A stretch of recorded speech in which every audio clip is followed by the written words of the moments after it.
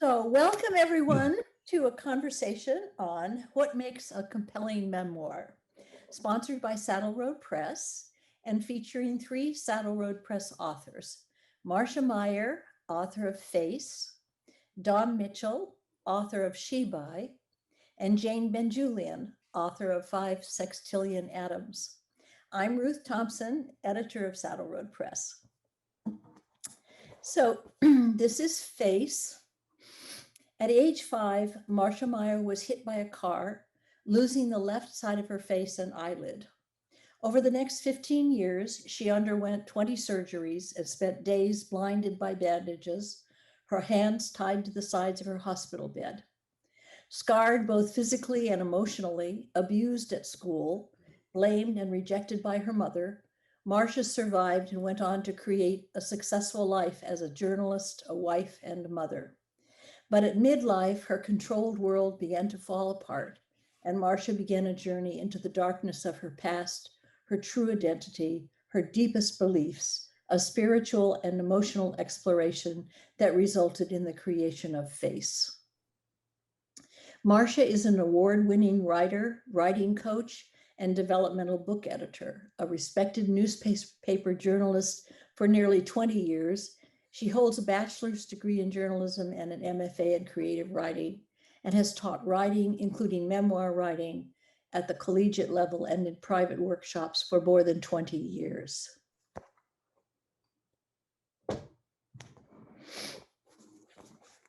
In Japanese culture, Shibai means drama or play, but in Hawaiian slang, it means smokescreen, bullshit, gaslighting.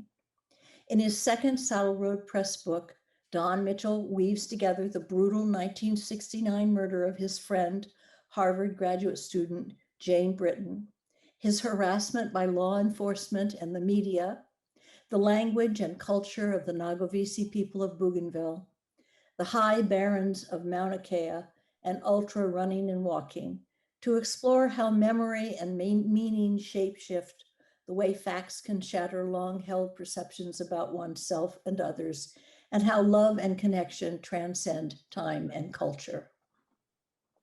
Dawn grew up in Hilo on the island of Hawaii, studied anthropology, evolutionary biology, and creative writing at Stanford, and earned a PhD in anthropology from Harvard.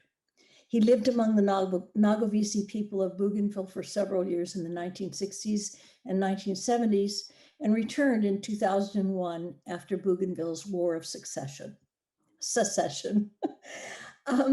His stories have won a Pushcart nomination and awards from the Society for Humanistic Anthropology, New Millennium Writings, and other journals. 5 Sextillion Atoms is notable for the ways in which the poems combine stories of family history with larger matters of public history. While the concerns are often highly elegiac, the poems scrupulously avoid sentimentality and effusions. In Portraits and Satire, as a whole, the collection comprises a story of the making of a poet. Jane Benjulian is the author of 5 Sextillion Atoms and poems and essays in numerous literary and performance journals. She was shortlisted for the James Hurst Poetry Prize and the Bridport Prize. Jane served as Apple's chief speechwriter and director of new play development at Magic Theater in San Francisco. She has been an Ossabaw Island Project Fellow, teaching fellow at Emory University, lecturer in the graduate program in theater at San Francisco State University, and Fulbright teaching fellow in Lyon, France. She earned an MFA at the Warren Wilson Program for Writers and lives in the Berkshire Hills of Massachusetts. She works as a developmental editor, coaching writers in drafting and revising their manuscripts. All the books are available at Collected Works in Santa Fe, New Mexico, and at Odyssey Books in Ithaca, New York, and online at bookshop.org, indiebound.org, and all online booksellers. To begin, I'd like to ask each of our featured authors, Marcia and Dawn, to read briefly from their books, so those in the audience who have not had a chance yet to read the books can experience their flavor. Marcia, will you begin? I would be happy to. And I also want to mention, because Jane, who, as you mentioned, is a coach and developmental book editor, is actually the person who suggested this, because she does coach memoirists. And it was her idea to do this panel discussion on what makes a memoir compelling. So I want to thank her for all of her encouragement and her ideas. So I'm going to read from a very short section from one of the chapters in my book, which is maybe a third of the way into the story. And then I'll turn it over to Dawn. This chapter is called Eyelashes. April 6, 1962, surgeon's notes. Composite graft from left eyebrow into the left upper eyelid, transplanting hair of the eyebrow as lashes of upper eyelid. I awake. I am blind. My head is bandaged. I am anxious and afraid. No one is here. Then I am floating near the ceiling. I look down and see my body, head wrapped in gauze and tape, lying in the hospital bed. Intravenous tubing runs from a pole next to the bed into my arm. I watch the liquid drip into my veins. I hear the hiss of the oxygen tank next to the bed. I see the bed table nearby. I see the waist-high counter along the wall with trays and medical instruments atop it. I float there for what seems a long time, watching, absorbing the scene, trying to comprehend how I can be in the bed and at the ceiling at the same time. A nurse walks in and I'm back to the body, lying on the bed as she explains she has come to check the dressings on my face. At midlife, I was struck by the realization that whenever I thought of myself, I didn't see my face. There was only an essence, like that disembodied self floating at the ceiling, a bright being without shape or form, bodiless, as if because I had to give over my body to nurses and doctors in hospitals as a child, a body that I believed at my deepest level was disfigured and useless, it was safer and more accurate to see myself as essence, just personality. In time, I began to see my faces, separate and many. There is the young, ravaged face that others saw, the unmolested 5-year-old face that exists only in a black and white photo that hangs on my wall. The face they tell me today they see as beautiful, though I still don't believe them. My long limbs became visible to me, my thin, awkward frame with its patchwork of skin grafts on my stomach, chest, legs, transformed into a physical house I could inhabit. But still the essence face is the only one that allows me to move through the world. When I was young, people often asked about my face, especially kids who were often unkind or unthinking. As I grew older, I developed a standard response. Adults seem to know better than to ask, what happened to your face? And in fact, over time, I rarely thought of my face or how I looked to others. I can't remember a friend or even a new acquaintance in recent years who has asked about my face. Eventually, somehow the question comes up and I explain. And usually the friend will say, I don't even notice it. But when I was in my late 30s, I was invited to read to a class of second graders at an elementary school in Santa Barbara. I was about halfway through the picture book when a kid sitting in the front raised his hand. Yes, I said. You look like a witch, he said. My stomach clenched. Your eye, it looks like a witch. The other kids laughed. In a flash, I was at St. Joe's again. I felt like crawling under the chair, but instead I smiled and explained what had happened to me, adding a lesson about always looking both ways before crossing a street. I read the rest of the book and escaped as fast as I could. I hadn't felt that stab of pain and shame in a long time. A week later, I got a packet in the mail. It contained letters of apology from the whole class, including a note from the teacher saying how embarrassed and sorry she was for the rudeness of the boy. I threw them all in the trash. Thank you. So, Don, you want to? Don, would you read for us? Yeah, I'm going to read actually the first chapter, the beginning. The phone rings. Caller ID shows a 617 number. So you wonder if some troll from the Boston Globe's website has found your phone number in Hawaii. It's been 48 years since your friend Jane was murdered, and her name and picture were splashed across the Globe's pages. It's been 3 days since the Globe published an article about Jane's murder, and now, in spring 2017, you're being savaged in the comment section. You told Todd Wallach, the journalist, how you'd kept the blood-stained goat hair rug that her body was covered with, never imagining that readers would find this repulsive, even a sign that you were the killer. So because you're pissed off and ready to tell any trolls to go screw themselves, you pick up the phone. It's a Massachusetts State Police detective, Sergeant Peter Sennett. And after he identifies himself, you say, "This is about Jane, isn't it?" And you listen while he gets to the point, which is to ask if he'll submit to DNA testing. You don't speak for a moment because you haven't forgotten how the cops tried to pin Jane's murder on you. You haven't forgotten what leaked out of the grand jury room. But a DNA test can exclude you and put it all to rest, so it's worth it. And a refusal would draw suspicion to you again, and you don't want to risk that. Maybe your "of course" surprises him, maybe not, he doesn't let on. What happened 48 years ago went something like this. Early on the morning of January 7th, 1969, in Cambridge, Massachusetts, someone struck Jane Sanders Britton in the forehead with a sharp object, probably rendering her unconscious, then carried or dragged her to her bed, and using that tool or something else, smashed in the left occipital portion of her skull, killing her, covered her up with a goat hair rug and a coat, threw red ochre over her, and left. Asleep in your apartment next door, you heard nothing. Around noon, Jane's boyfriend, a fellow Harvard graduate student, knocked on your door. "Jane missed her exam. I went in. Something's wrong," he said. So you walked down the short hall to her apartment with him, and Jane's murder closed around you. Over the years, it sometimes held you tightly, sometimes loosely, but it didn't let go for half a century.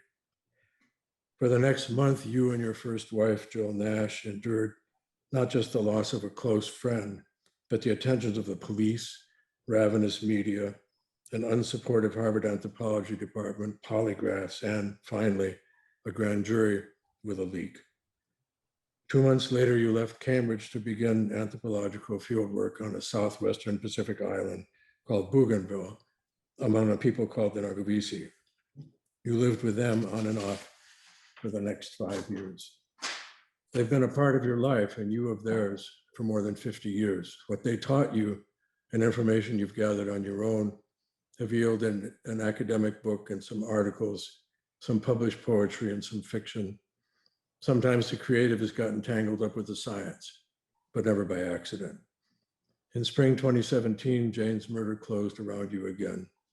In the 4 years since you'd moved back to your childhood home in Hilo, your life had fallen into a pleasant pattern. You laughed and worked with your partner, Ruth Thompson, a poet, wrote fiction, designed books for small presses, sold photographs, spent as much time as you could in the high back country of Hawaii Island, and took 20, 30, even more than 40-mile walks. Then suddenly there were people clamoring for your attention, and very old memories became important in ways they never had been. Over the years, you'd rarely had to retrieve them and talk about them, and then only with friends who knew nothing about the case. These people were Todd, Becky Cooper, a former The New Yorker staffer working on a book about the case, and Sergeant Sennett. Todd's article was less about the murder than about how the Suffolk County DA had refused multiple Freedom of Information Acts for the case files. Becky's project focused on the murder, but also the Harvard anthropology community, Jane herself, and the ways in which her story had evolved. Sergeant Sennett was, well, you weren't sure what he was or what he was really up to. After getting off the phone, you immediately email Todd and tell him. He returns a link to a story on a Boston TV station featuring District Attorney Ryan, Todd, Michael Widmer, a former journalist whose first assignment as a cub reporter was Jane's murder, and offstage, Becky and a young Colorado woman, Alyssa Bertetto, who had become interested in the case and was investigating it on her own. DA Ryan seems uncomfortable, defensive. She can't honor the FOIA request because the case is active. They're doing DNA work, she says. That's me, you think. Then your stomach tightens. They're trying again. As Marcia said, you originally suggested the subject for this conversation. Would you tell us how you came to be interested in what makes a compelling memoir and what you think the keys to that are? Yeah. After my poetry collection came out from Savile Road, I began, about a year later, I began work on a long prose piece and also started coaching other writers, writing their mostly memoirs. And so I wanted to take a deep dive into the form and find out what made the works I loved compelling. And what is it in a memoir? Because as we all know, memoir is not an autobiography. So I decided there were three things for me that made the memoir compelling. And the first, of course, is what makes any book compelling, the author's language. And of course, part of that language is the creation of a very particular voice who sees the world in her own eccentric way. The second element for me, of course, is an interesting life, an interesting story, right? And sometimes it is the perception of that voice that makes the story interesting. And in someone else's eyes, someone else might not have seen that story. But the third thing for me was kind of a discovery, and that is that the story needs to have an urgent, dramatic premise. There needs to be a reason why the eye of the book, why the author has undertaken the memoir to tell us her story. What is she searching for? What problem is she trying to solve?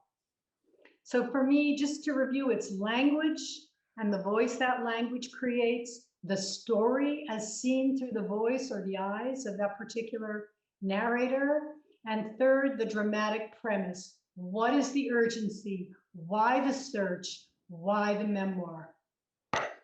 That's great. Yeah. So I guess I would ask first for both Marcia and Don, what was the dramatic premise in your book? What do you think kind of initiates everything? I'll start with you, Marcia. Yeah, so I think for me, it was a midlife a midlife, I don't want to say crisis, but a midlife reckoning when I turned 50 and I started to, and things were not working well in my life and I couldn't figure out what was going on. And my husband and I went to marriage counseling, and after quite a long time, and it wasn't seeming to do anything for us, so we stopped. But I realized I needed, for whatever reason, I needed to keep talking. And so I went back to my therapist, and it was his question, probably just a couple of sessions in with him, where he asked me about my scars and how I felt about them. And I realized at that moment that I had tried not to think about them or feel about them for 30 years. And that was the beginning for me of I had to go back in time and figure out what had happened to me, how it affected me as a child, and then even more important for me, how it had affected me as an adult. So that was the premise for me. The urgent premise was I just knew I had to go back in time and find out what had happened and how, I knew the general reasons for it, but I wanted to know, why had it happened and how did it affect my life? Yeah. So that was the beginning. Yeah. Yeah. And Don, how about you? Well, I think on one level, the dramatic premise was the murder of my friend, but that had happened 50 years before. And although I'd thought about it for a long time and had toyed with writing a novel about it, it wasn't until Becky Cooper came to Hilo to interview me and Sergeant Sennett came that it suddenly turned into something else. It was no longer a memory of a dear friend who had been murdered, but it was instead that past, almost 50-year-old past, jumping up and grabbing me, as I said in the part that I wrote. And so the dramatic premise was not just who killed my friend, which existed in the distant past, but what were people going to be doing about it right now in 2017? And that, I think, more than anything else, is what spurred me to write, being in the whirlwind and having the past jump up and punch me in the mouth and grab me by the shoulders and shake me, or whatever, however you want to talk about it. That's what got it started. Yeah. Yeah. Well, and also it seemed to me the fear that all of a sudden you were under the microscope again. Yeah. And Yes, yeah. that's true. And what was the only thing, well, I shouldn't say the only thing, but what was interesting to me at the time and since then about the fear was that it was genuine fear, but at the same time, I was sort of thinking, I'm scared. I was thinking, no, you're not. This is crazy. Nothing bad is going to happen to you. What's the matter with you? You know, it doesn't work that way. The DA does not reach out and frame some guy in Hilo for murder. But I couldn't put those two things together. I was still frightened. And Well, and you had been told the story that they tried to frame you before, and that they brought it to the grand jury, so there was reason to be suspicious. yeah.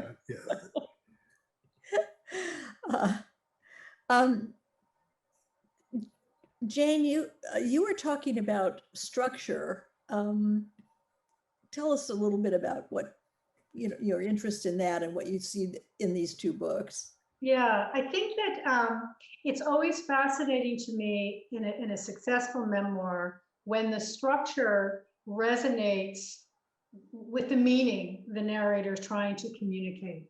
When the structure is not arbitrary, but emphasizes or enlightens us about what the narrator is trying to say. And these two books in particular, I think, have interesting structurally from that perspective. So, for example, Marcia, how does the structure of your book resonate with what you are trying to say, or what you do say? Thank you. I actually I hadn't really thought about this, but someone mentioned it to me in one of the other readings that I've done. And because the structure is an unusual experimental structure, and it uses the surgeon's notes from all of the surgeries to begin almost all the chapters. And then it begins with an old memory, from hospitalization or a surgery, and then moves forward in time. And then eventually moves to present day, and then goes back in time. And each chapter, because we go back to those surgeries, back to the beginning essentially, and then move forward, it's kind of like Joan Didion's Year of Magical Thinking. We're going back to the place where everything started and where everything happened, and then try to make sense of that, but then return again. And it may be that that's essentially what I was doing in the writing of it too, was in my own sense of my own emotional cycle, my own emotional resolution was to keep going back to that time and trying to make sense of it as well. Yeah, Donna, I remember when we were talking about Marcia's book one day, you had the most interesting comparison of its structure to music. Could you talk about that now? I will. And by the way, for everybody out there, our two cats escaped from where they had been, where they had been put. So if something crashes, or if I scream because a claw has entered my thigh, then you'll know why.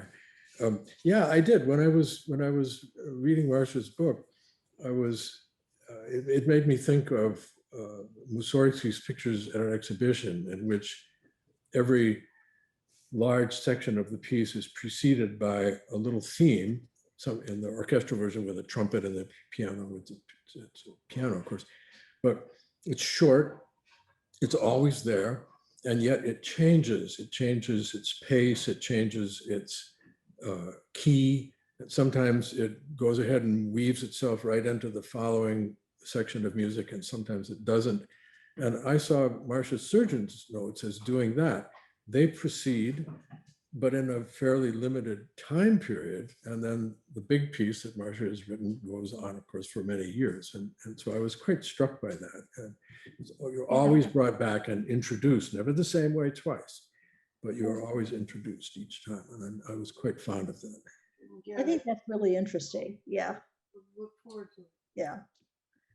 And Dawn, about your structure, I know that, I mean, one of the things, which isn't really structure, maybe it's voice, but the use of the second person throughout, but also the kind of, I don't know, for me, I always think of it as kind of spiraling out, gathering in all kinds of seemingly disconnected pieces, field notes from Nagovisi, and doing 45-mile walks over the Saddle Road, and a section on how you count in the Nagovisi language, and having cancer, and together with the memories of Jane's murder and the Cambridge cops and being lied to about being a suspect and all this stuff. And then the police coming to Hawaii and Becky and you working together, all this stuff kind of spiraling and spiraling. And then it all kind of resolves into a minor chord at the end. That's how it feels to me. But that may, I mean, I know you said something about you even had a spreadsheet that you were using to control the, yeah, which, yeah. Yeah, I did. Yeah. Well, it's kind of Joycean, actually, you know, different colors of, anyway. yeah, and Ruth, originally Shibai existed as an 8,000 word piece that I submitted to a journal for a contest. Didn't win, but it was short, of course, at least from the point of view of a book. 7,000 words is short, and so it kind of foreshadowed the structure of the book in the sense that some of it was in 1969, some of it was in 2017. But what I was trying to do, and then I think did do in the book, was a spiral, as Ruth said, but then in the end, it was almost like something circling a drain, although that way, or a tornado. A tornado would be better, sucking things up, but the mess is up at the top. And the mess is where I was when I was writing the book, and all these other things were down the funnel of the tornado. And yeah, Ruth, since you mentioned that, I was concerned. The book has 55 chapters and 265 pages, which is really quite extraordinary, but I wanted to write it that way. Some of the chapters are a page and a half long, you know, some are 10 pages long. And the idea was that the reader would be herself rocked back and forth, you know, oh, we're here. No, now we're here. Oh, now we're here, but we're looking at something that was back there. And at one point I got nervous and I decided I better just see how long all these chapters are. So I put them in an Excel spreadsheet, believe it or not, with the number of words. And I just kind of looked at it, 600, 700, 900, 1800. Uh-oh, you know, I have to do something there. And I moved stuff around like that, and I color coded, you know, anyway. So the structure was meant to the extent that I could pull it off, was meant to seem like a vortex or a tornado and take the reader and spin that person around just as I was spun around. It's actually very trendy, you know, Dawn, short chapters. Yeah. I personally love reading long books with short chapters. Yeah. Well, and the other thing that I think is really interesting, Don, Barbara Yoder just asked me if I kept a spreadsheet, and I'm like, oh God, no, I didn't, and all I did was kept, you know, coming back to the childhood scenes to keep going. But what I love about your book, one of the things I love about it is the second person. Because it's second person, as all of us who are writers know, is a really risky thing to try. And to sustain it over a whole book length work is pretty astonishing. And I think you did an amazingly brilliant job with that. It's something that even agents and editors will say, don't ever write in second person, but you did, and it's very successful. Yeah, well, thank you. Well, maybe you should rewrite Face in third person. One morning, Marcia. Right. I don't think Marcia really wants to rewrite Faith. I think she may have had it. It could be another version. No, but person is interesting, and you know, I just felt as though first person wasn't going to work for me because it would be too much like I was speaking. Of course it is. But I didn't think that the subject material lent itself to that. I didn't want to tell the story. I wanted to be seen telling the story. That would be one way to put it. But as a poet, using the second person is a way of having a witness self talking to the active self. And so there is an element of meditation that's brought in just by using the second person in that way. So poets do use it more, I think, than people writing fiction or nonfiction, but I thought it was very effective. I liked it. Yeah. All right. Let's see, here we are. Jane, coming back to the subject of compelling memoir, what do you find compelling about each of these books? Well, many things, but one thing I would love to call out is, it's interesting, an element of both books, Marcia's use of the surgeon and Dawn's use of Becky Cooper. Mhm. I found those very engaging. So Marcia has surgeon's notes at the head of the chapters, which gives us a kind of objective truth, fact, documentary. We all know surgeons aren't perfectly objective, but comparatively and relatively speaking, it gives us kind of what I call a cool narration, so that the reader leans forward and it's not begged by the writer for emotion or engagement. The reader leans forward to find what is going on in the narrator's life. And what it struck me in an amazing way last night, I streamed the play Molly Sweeney from the Irish Repertory Theatre. And that play is 3 long monologues. One by the woman who's the subject of the play, Molly Sweeney, one by her husband, both deeply, deeply subjective, and one by her surgeon. Oh, really? Yes, it is fascinating. And the surgeon, of course, he's not completely objective, but he is scientific. And I thought immediately of Marcia's book, because in the same way we lean forward to try to look at these lives from illuminated with a different kind of light. And I think that's what Marcia's doing. So the reader moves toward her without being asked to move toward her. And she can fill out the context of her life. And I found in a very different way, the use of Becky Cooper, the New Yorker staffer. I found her performing the same function in Don's book. So Don doesn't have to ask all these questions. He doesn't have to go through a tedious, discursive narrative explaining everything that happened to Jane. He can allow Becky Cooper from the New Yorker to ask him those questions. And then again, the reader can lean forward to find out, here's the story. Here's what happened. It's kind of ingenious. I know it probably happened intuitively, Don, and naturally, but it is in the end an ingenious way to balance that story. Yeah. So that's what I find among the compelling things, that's what I find one of the most compelling about each book. That's really interesting, Jane. Really. Yeah. Yeah, you hadn't said that before when we've been talking. That is, yeah, I like that. Fascinating. Yeah. Marcia, you talked about at some point the kind of emotional difficulty of coming to write this book. What was the most difficult thing for you in writing the book? Well, I'm actually thinking a lot about this because with the book coming out, I am finding that I'm feeling a lot of re-traumatizing, which is a really interesting thing that I never would have expected. Even during the writing of the book, yes, I often sobbed through the writing. It was cathartic and helpful, but I didn't expect to have this level of emotional response to the book coming out and talking about it with people.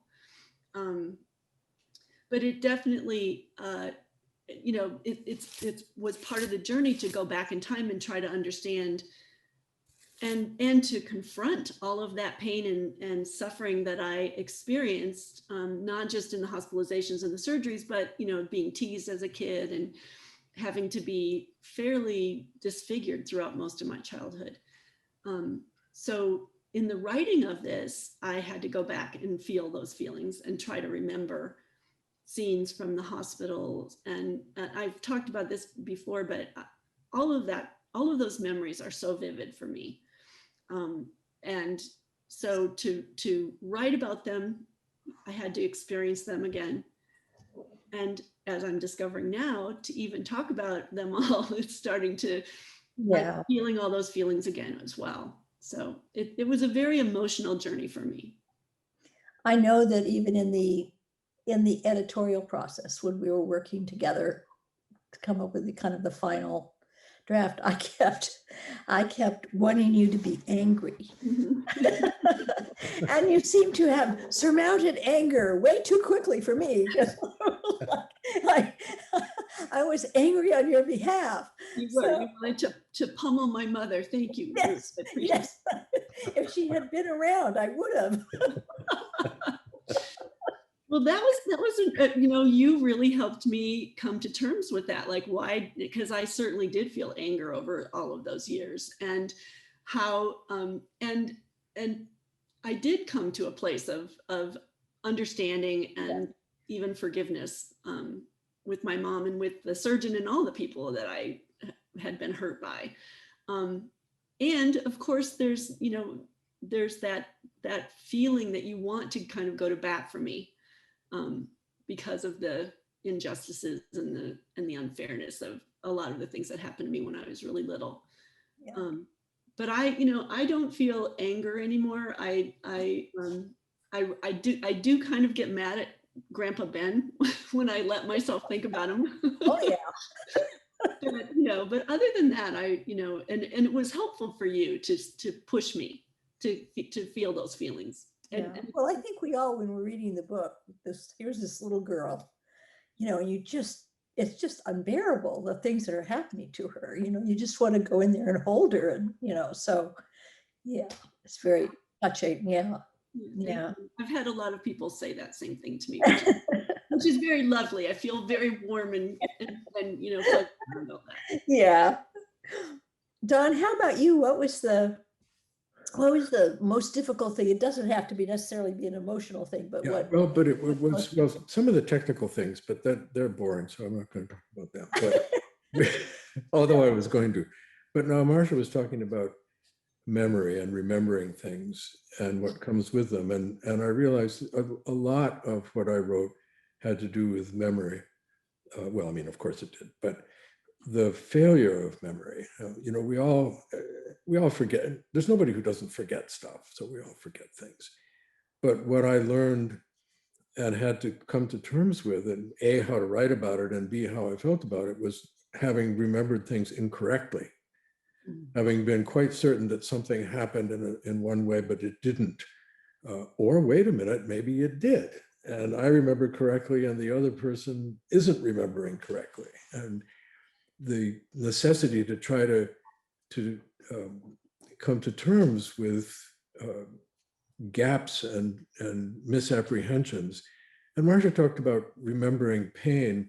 And one of the things that I probably should have gone a little bit more into in the book was, yes, I remember being grilled by the police, and yes, I remember the media, and I remember all those things. But at one point in the book, I say, you know, what you went through was nothing compared to other suspects, you know, other policemen, other interview rooms. You know, nobody beat me up.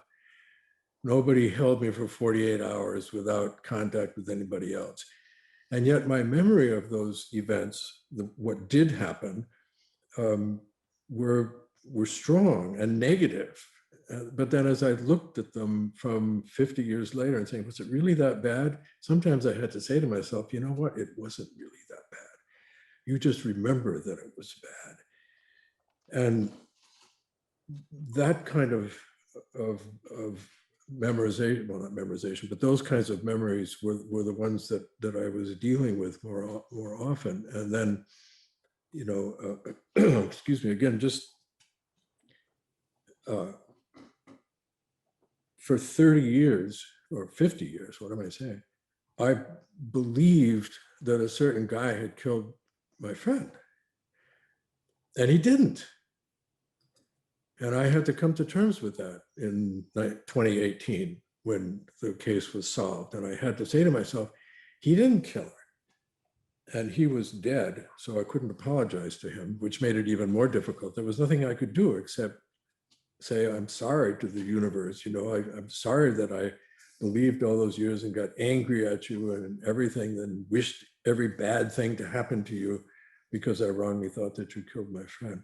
So I had to deal with some of those kinds of things. And then, as Ruth said, just circling back, and I'll finish here, she said, Ruth said, oh, you ended on a minor key. And that's true. You know, it was difficult to come to the end here. And the only way I did it, I didn't plan to do it. I went for a walk in the woods, and my cat, when he was up on the mantle while I was talking, came along with me. And I ended up going for a walk with my cat. And how that played out, what I said into my phone, that was the last chapter, and it's called Catwalk, which has, of course, as we all know, multiple meanings. But yeah, so that was difficult. You know, there was a day in which I said, I got to wrap this thing up. I got to wrap this thing up. You know, I've got to finish this thing, and I don't know how to do it. And then I went for a walk with my cat.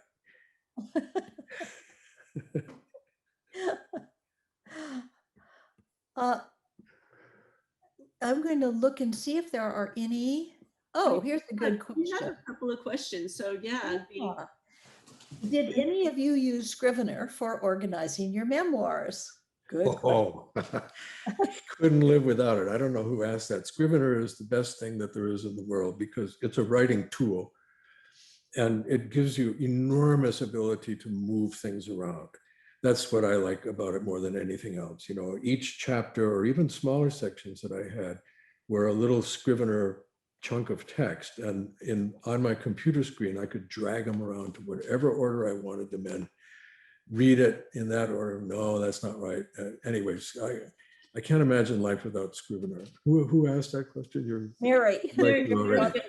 asked that question. And Don, you're much more of the scientist than I am. And I have Scrivener. I've worked on Scrivener with some other projects, but I did not use it for this book.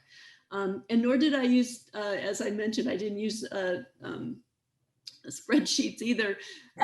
And I actually, looks like Barbara asked a question too about how did I keep track of my scenes? And that was just a matter of just reading through it, all, you know, going over it, printing it out and reading it again and scratching stuff out. And in fact, Jane actually read an early version of this and suggested that I delete a good chunk of it, which I did.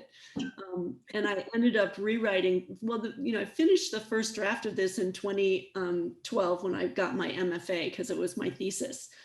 And then over the next 8 years, I just deleted scenes and added scenes. And even in the last year working with Ruth before the book came out, I added a lot of stuff back in. Mm-hmm. So it was just really a process of trial and error and deleting and adding and remembering new things to add to it. Yeah, and it's funny because the end of my book, which is when I went back to Michigan for one of my uncle's funerals in 2016, that was a kind of a late addition too, because I didn't know how to end my book either.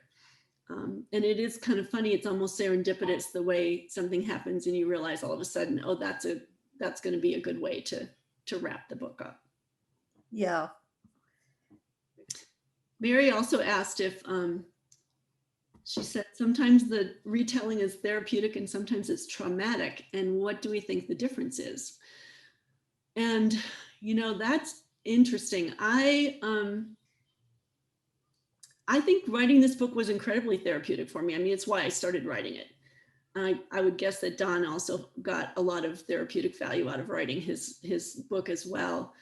I did not expect it to be traumatic for me when it was published. which is kind of silly because even reading portions of it to people before would get me very emotional. I had to practice so I wouldn't cry. So I don't know why I didn't think it would be not traumatic, but yeah, it's just an interesting, after I did the first 3 readings in the first 2 weeks after the book came out, I really was happy to have some time to just stop for a while and not read it and not kind of live it over and over again. So it's an interesting. It's going deeper each time too when you go back. So I yeah. thought it was both therapeutic, excuse me, and traumatic. And I'll just give one example. When I learned from a series of phone calls in 2018, who the killer had been and how Jane had been killed, I realized in a moment that I had never, ever put myself in her head while she was being attacked and then killed, that I had just drawn a curtain over that. I sanitized it, if you like, just assumed that she had been knocked out and the rest she would never have experienced. But then I was forced, by what I learned, I was forced to realize that there were times in which she had to have been experiencing what happened to her. Among other things, she fought her killer. And what was going on in her head there. And so that was traumatic for me to think about that. And then I also had to realize, why all these years you never did that? All these years you never thought about what your friend's feelings and what was going on in her head. So that, and then the therapeutic part was that I felt much better after that. So things had left me at that point. Say, okay, now I know what happened those few minutes in her apartment, 30 feet from where I was asleep. Now I know what happened, and it was better then. And you were able to do a kind of ceremony of grieving, and that I think also is a way of putting something down. I mean, I think when you think about it, when all this happened initially for you, Dawn, it was traumatic, and then all of a sudden there was the police were horrible in the things that they were saying to you about her and about you, and the accusations and the violence, and showing you like a flayed skull, and just like these horrible things. So it's like you aren't ever able to grieve for your friend. You're so traumatized. It's like you just, and so my memory of the way this ended was that you were able to grieve for her and to do kind of a ceremony of grieving, and that was a way of closure for you. So okay. Questions. Do you want to? Christine Tracy says, do you have a large social media presence? Do you spend a lot of time on social media platforms to build an audience? Is this necessary, in your opinion, to get a book contract? Well, I actually have a pretty broad social media presence. It's something that,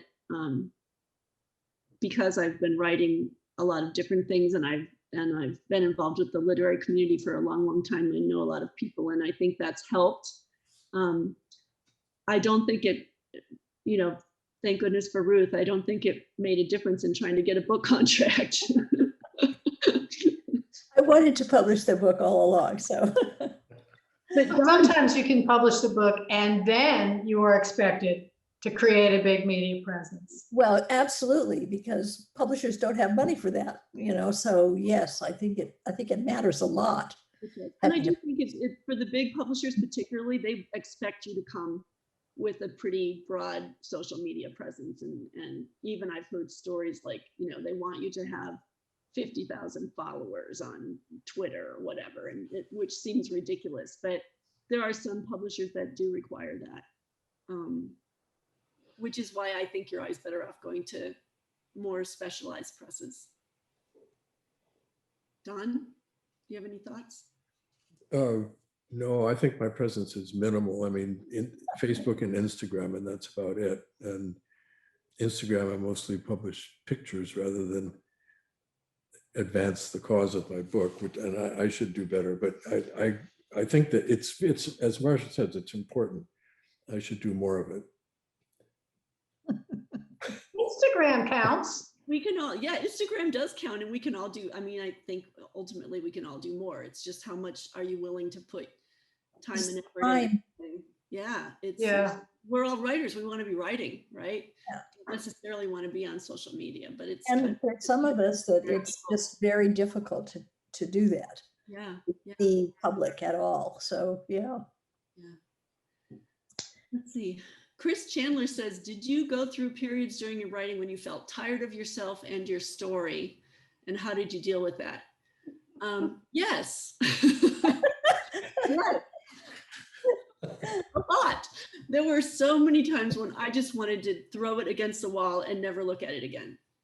And then inevitably I would circle back around to it. And again, into that kind of that cyclic having to go back and revisit it. So I don't know, Don, how did you feel about it?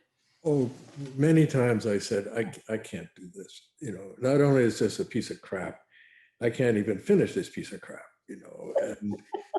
And I would sometimes go and tell Ruth, look, this is crazy. It's crazy. Why am I doing this? It's nuts. You know, this is a crummy book. It's never going to be any good.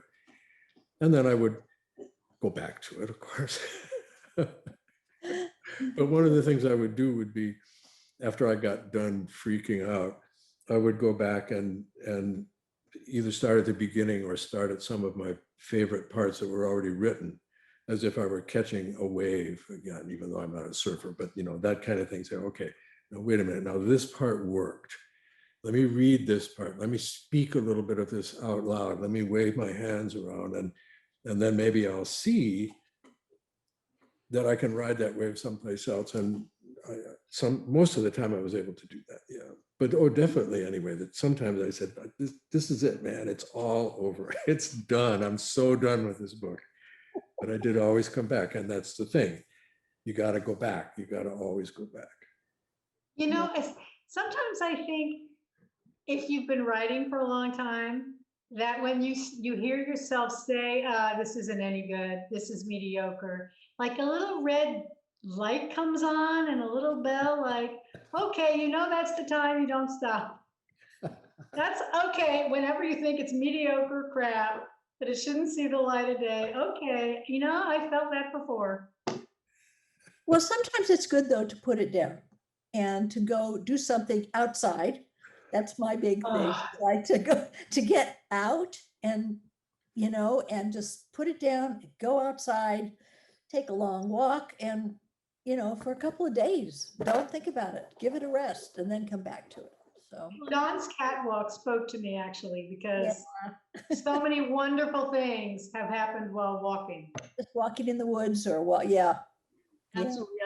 And I have often done that too. I'll get up and go for a walk or do something like that. But also I would put it down for months at a time as well. Yeah. So there were periods where I just set it aside and let it go until I could bring up enough emotional gumption to go back at it. Right. Yeah. See, I didn't have that luxury. I would love to. I mean, I've had it in other projects, but you know, I decided to write this book in July, and it hit the streets in October. So when I decided to step away from it, it was like had to be measured in hours or maybe one day. And I would say, I can't step away from this for any length of time, because then I have absolutely no chance of success. And so because his book and Becky Cooper's book both deal with Jane's murder in extremely different ways, but he and Becky are friends and they wanted them to come out together. And so he was on a time frame because hers was set by her huge publisher. And so we have another question from Golnaz. Do you have to aim specifically on some communities like Cops for Dawn or Harvard alumni? Or like, is this marketing? Is that about marketing? Is that what you're asking? Is that a question about marketing, Golnaz? Yes. Yeah, she says yes. Dawn would not be marketing this book to cops. well, although I have a very nice picture of Detective Sennett holding the book up in his hand, and he liked it. Well, you should put that on Instagram, Don. Yeah. Yeah, I actually have thought a lot about one of the communities that I am very interested in becoming involved with and more deeply involved with, and that is the community of others who have struggled with complex trauma, and particularly complex childhood trauma. So one of the things I've connected with the Complex Post-Traumatic Stress Disorder Foundation, and I'm going to be getting involved with them in some ways, volunteering with them, and hoping to help others who have struggled with complex trauma. So in that way, yes, I think there are communities that we can reach out to. Yeah. Yeah, it's a good idea if what you're writing is fits with a particular community. Definitely start thinking about that as you're thinking about marketing your book. So, yeah. Any other questions? We're almost out of time. Does anybody want to add anything, or? Feel free to unmute yourself. Lisa, could you talk more about how you decided to write in second person? Was it a conscious choice or more intuitive? Well, I had done it before and I liked it. But when I started this book, really I was sitting at my desk, okay, it's time to go. And I just typed, you look at the phone. Okay, I'm going to do second person then. And I had thought about it a little earlier, I guess, and said that I would try it. But so Lisa, I guess the answer is it was both. It felt right, but I also made a decision. Okay, I think I'm going to do it that way. Gomez, she asked a question about what does it look like to write in second person. So Gomez, in that case, you're addressing the reader as you. And you use the second person you instead of I, or in third person, it would be the. So that's the difference. Yeah, and it's easy one can get a little confused doing that, but you can usually catch it. Well, it takes some skill to write in second person, especially through a long work like a book. It definitely requires some skill to pull that off, for sure. So, well, any other questions or any other comments? It says, love all three of your books, Marcia, Dawn, and Jane. Beautiful, thank you. Martha says, Marcia, thank you for the beauty and honesty and clarity of your memoir. It resonated so deeply for me as one who has a complicated relationship with my face. Gratitudes for your work. And Lisa says, Dawn, you used that second person point of view masterfully. So what a marvelous discussion, Mary Johnson says. Thank you. So thoughtful. So great to see everyone. Thank you, everyone. So I want to thank Jane Benjulian, author of 5 Sextillion Atoms, Marcia Meier, author of Face, a Memoir, and Dawn Mitchell, author of Shibai, Remembering Jane Britton's Murder, for being here today. And I want to thank all of you for coming. And remember that you can order these books at any bookstore, brick and mortar or online. And especially if you do go online, we recommend bookshop.org or indiebound.org because they both support independent booksellers. So thank you all. Thank you, Ruth, for being such a wonderful moderator. Yeah, thank you, Ruth. And also just to note though, all these books are available in ebook form, Kindle.